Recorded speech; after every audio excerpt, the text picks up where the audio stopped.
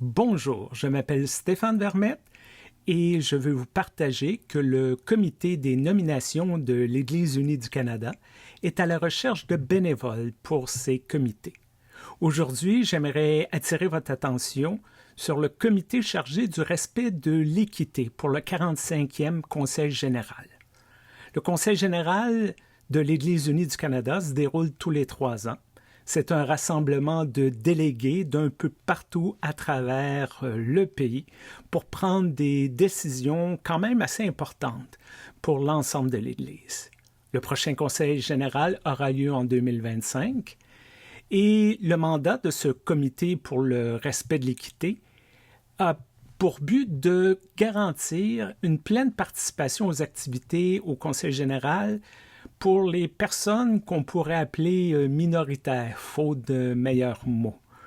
Le but, c'est que toutes les voix soient écoutées, entendues, respectées. Et aussi, s'assurer qu'au cours des délibérations, au cours du travail du Conseil général, les grands engagements de l'Église, être une Église antiraciste, par exemple, être une Église inclusive, soient respectés. Le comité est à la recherche de membres qui reflètent la diversité de l'Église, bien sûr, qui sont intéressés par cette notion de diversité. Si vous avez des questions, si vous avez des doutes, n'ayez pas peur, la formation est offerte. Naturellement, si vous participez à ce comité, vous ne pouvez pas être en même temps un délégué au Conseil général. C'est l'un ou c'est l'autre. Il faut être disponible pendant la rencontre physique qui aura lieu en août 2025 à Calgary. Les frais de déplacement sont couverts par l'Église. Également, pendant les travaux en ligne qui auront lieu en avril et juin 2025. Alors, c'est un travail important et j'aimerais que vous le considériez. Et c'est tellement important parce que c'est plus que de déterminer qui parle, est-ce qu'il y a des gens qui monopolisent le micro. Je vais vous donner un exemple. Au Conseil général de 2018 à Oshawa, Paul Walfall était l'un de ces membres de ce comité de respect de l'équité.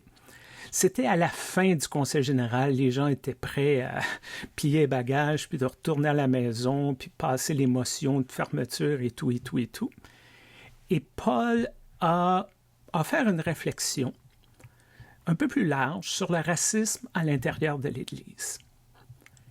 Et cette réflexion, ce qu'elle a déclenché, c'est que pendant 90 minutes suivant sa réflexion, il y a des gens qui sont venus au micro et qui ont témoigné de leur expérience personnelle.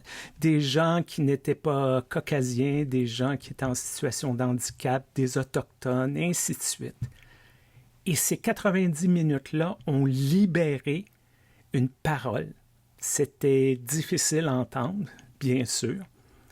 En même temps, ce fut un rappel que, avant de critiquer les autres, il faudrait peut-être faire le ménage dans notre cour arrière et confronter nos attitudes parfois racistes. Et ça l'a fait du chemin. Et aujourd'hui, on a des politiques visant à devenir une Église antiraciste. Ce n'est pas encore fait, mais ça avance. Alors, je vous invite à discerner, à prier, à poser des questions, à lire les détails qui sont sur le site Internet. Il y a des liens. Et de poser votre candidature si vous vous sentez appelé. La date limite est le 24 octobre. Attendez pas la dernière seconde. Merci beaucoup de votre temps. Merci beaucoup pour votre implication à l'Église unie du Canada. Au revoir.